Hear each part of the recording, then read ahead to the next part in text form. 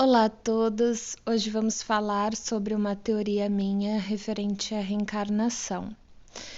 Tenho a teoria de que um dos elementos que são considerados para a reencarnação é o papel social que a pessoa irá vivenciar na Terra. Mas antes de começarmos a desenvolver esse pensamento, é importante frisar um ponto. Jesus nunca aprovou ou pregou violência, ódio e discriminação. Temos como prova disso a passagem da mulher adúltera, que evidencia esse fato.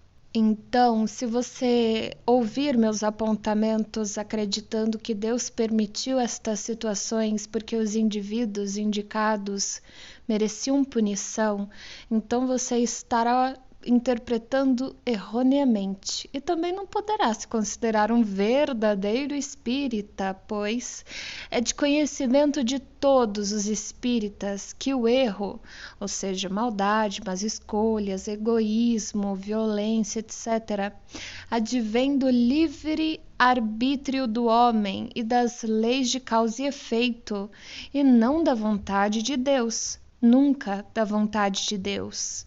Bom, primeiramente, vou falar sobre o primeiro ponto, que é de conhecimento de todos. Escolhemos ao reencarnar se seremos pobres, ricos ou se teremos uma situação financeira confortável. Escolher uma situação financeira mais baixa mostra que o indivíduo que está reencarnando decidiu por trabalhar sua humildade, seu esforço e a valorização dos elementos que não podem ser obtidos através do âmbito financeiro. No caso dos que escolhem uma situação financeira mais abastada, compreende-se que o indivíduo busca aprender a ser caridoso, a trabalhar em prol da evolução da sociedade, entre outras coisas. Vale ressaltar que essa é uma perspectiva mais ampla, há também os objetivos pessoais de cada indivíduo.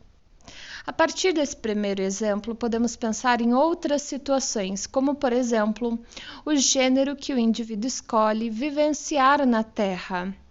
No livro Vida e Sexo, de Chico Xavier, podemos observar que a escolha do gênero ocorre, por exemplo, com base nos erros cometidos em suas vidas passadas. Ou seja, se você foi um homem agressivo, manipulador, egoísta e etc., maltratando filhos, subordinados e amigos, então pode ser que reencarne como uma mulher em uma cultura em que o sexo feminino seja mais, digamos, vulnerável, impotente ou frágil para desenvolver os valores que renegou como homem. Para que fique claro, Deus não deseja que as mulheres sejam violentadas e oprimidas, e seria contra o que Jesus ensinou. Entretanto, o plano espiritual utiliza das situações que o homem criou para que os indivíduos nasçam em um ambiente que lhes proporcionará o aprendizado que necessitam. Sendo que esses indivíduos que estão nessa situação de violência e opressão, no caso essas mulheres, podem e devem agir para que essas situações cessem, para que essa opressão mude, pois a lei de Deus prega pelo progresso, sempre pelo progresso, e não pela estagnação no sofrimento. Por fim, tem um terceiro exemplo, tão delicado e complicado quanto o anterior.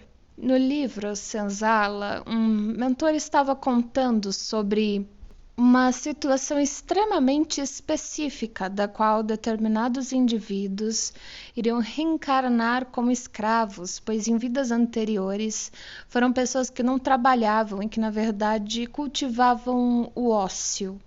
Assim, nessa vida, nasceriam em uma situação em que precisariam dedicar suas energias exclusivamente ao trabalho.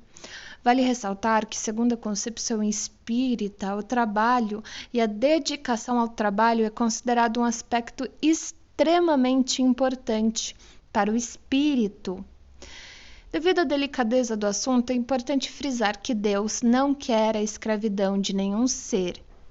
Isso é confirmado através da ação de Moisés, que libertou os hebreus da escravidão, além de diversos outros exemplos na Bíblia, por exemplo, que comprovam isso. Todavia, como o homem já havia criado essa situação, o plano espiritual se utilizou dela para que esses indivíduos reencarnassem no lugar em que poderiam vivenciar o aprendizado que necessitavam, sendo que também seria válida sua luta para que essa situação de escravidão terminasse, pois reafirmo que Deus prega pelo progresso e não pela estagnação no sofrimento. Desse modo, podemos perceber que nossos planos reencarnatórios englobam tanto os desafios pessoais quanto sociais, e as nossas ações nesses dois setores podem afetar diretamente o progresso pessoal de cada um e o meio social em que estamos inseridos.